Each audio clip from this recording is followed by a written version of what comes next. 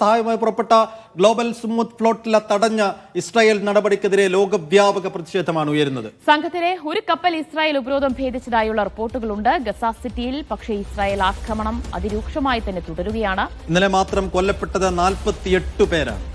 ട്രംപിന്റെ 20 പദ്ധതിയെ പിന്തുണച്ച് യൂറോപ്യൻ യൂണിയനും റഷ്യയും രംഗത്തെത്തിയിട്ടുണ്ട്. ഹമാസിന്റെ തീരുമാനം ഉടൻ ഉണ്ടായേക്കുമെന്ന വാർത്തകൾ കൂടി വരുന്നു.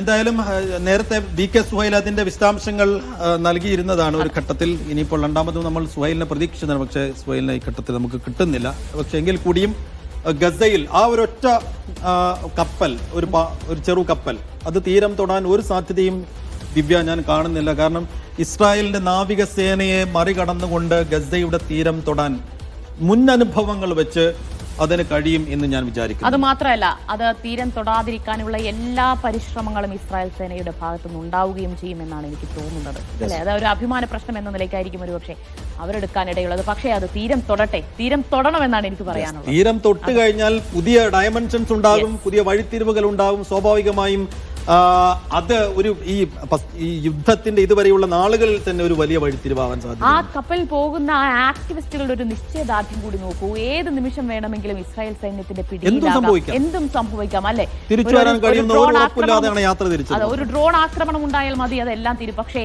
അതെല്ലാം മറികടന്നുകൊണ്ട് ഗസയിൽ ഒരു സഹായം എത്തിക്കണം എന്നുള്ള ഒരു തീരുമാനം, ഉറച്ച ഒരു നിലപാടുണ്ടല്ലോ, അതിനാണ് ഹാറ്റ്സ് ഓഫ്. ഗ്രേറ്റ തുംബർഗിനെ പോലെയുള്ള കുറെ സന്നദ്ധ പ്രവർത്തകരെയാണ് നമ്മൾ കഴിഞ്ഞ ദിവസങ്ങളിലൊക്കെ ആ കപ്പലുമായി ബന്ധപ്പെട്ട് ചർച്ച ചെയ്തത്, അല്ലേ?